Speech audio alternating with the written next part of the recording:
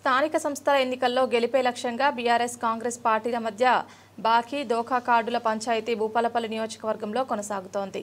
ఈ మేరకు Congress MLA Gandra Satyanarayana Rao BRS దోఖా కార్డును విడుదల చేసి మాట్లాడారు. కాగా గతంలో బీఆర్ఎస్ నాయకులు కాంగ్రెస్ బాకీ కార్డుల పేరుతో ఇప్పటికే ఇంటింటా ప్రచారం చేయగా నియోజకవర్గంలో గండ్ర వెంకటరమణారెడ్డి ప్రచారంలో దూసుకుపోతున్నారు.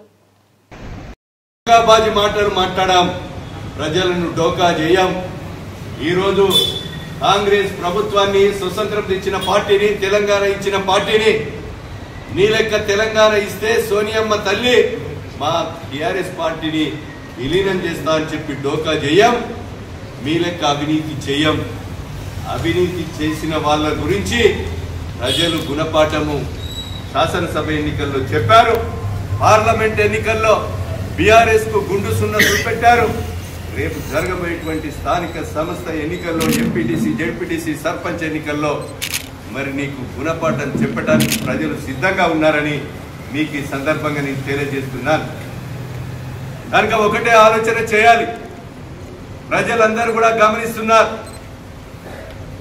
ఈరోజు ఈ నియోజకవర్గంలో కూడా పోటీ పడే మేము నియోజకవర్గ ప్రజలు వాస్తవాలను గుర్తించి ఈ డోకా బీఆర్ఎస్ డోకాబాజీ మాటలను మీరు తీవ్రంగా ఖండించవలసిన అవసరం ఉన్నది. ఈ బీఆర్ఎస్ డోకా కార్డును కూడా మేము రిలీజ్ చేస్తున్నాం.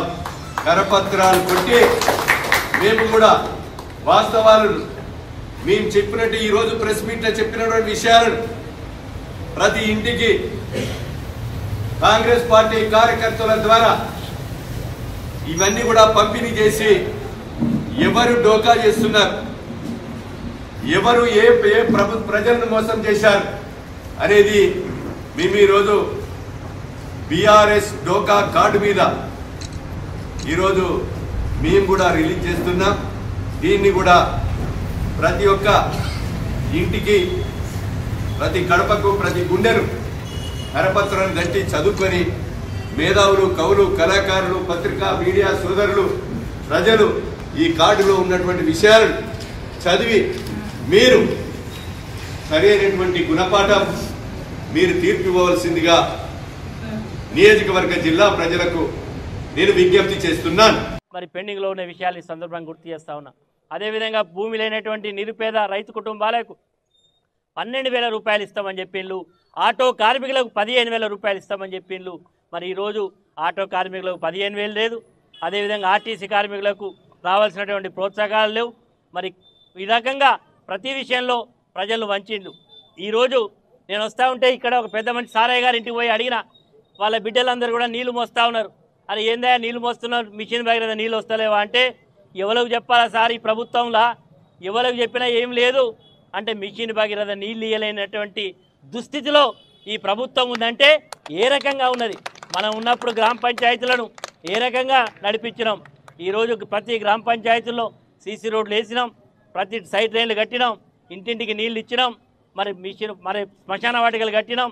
ఇట్లా అనేక కార్యక్రమాలన్నీ కూడా చేసి ఆనాడు గ్రామ పంచాయతీలో ఉండేటువంటి ప్రజలకు ఎలాంటి ఇబ్బంది లేకుండా చేసినాం. కానీ ఈరోజు ఏమవుతా ఉన్నది, ఈరోజు గ్రామ పంచాయతీలన్నీ కూడా బోసిపోతూ ఉన్నాయి. మనం ఈరోజు శాంపేట మండల కేంద్రంలో 4 రైళ్ల రోడ్డేసి సెంటర్ లైటింగ్ సిస్టమ్ పెట్టి ఈరోజు ఈ యొక్క గ్రామానికి, ఈ మండల కేంద్రానికి ఒక మంచి గుర్తింపు వచ్చే విధంగా కార్యక్రమాలను చేసినాం. కానీ ఈరోజు ఈ ప్రభుత్వం ఏం చేసి వేసిన వాటికే శిలాఫలకాలు వేసుకున్నాడు, ఎక్కడ లేదు బొమ్మలు పెట్టుకున్నాడు. ఈ రకంగా జరుగుతూ ఉన్నది తప్ప ఏమైనా తట్టెడు మట్టి పోసింది లేదు, అభివృద్ధి కార్యక్రమాలు జరిగింది లేదు. కాబట్టి మిత్రులారా, ఈ విషయాలన్నీ ప్రజలకు తెలుసు.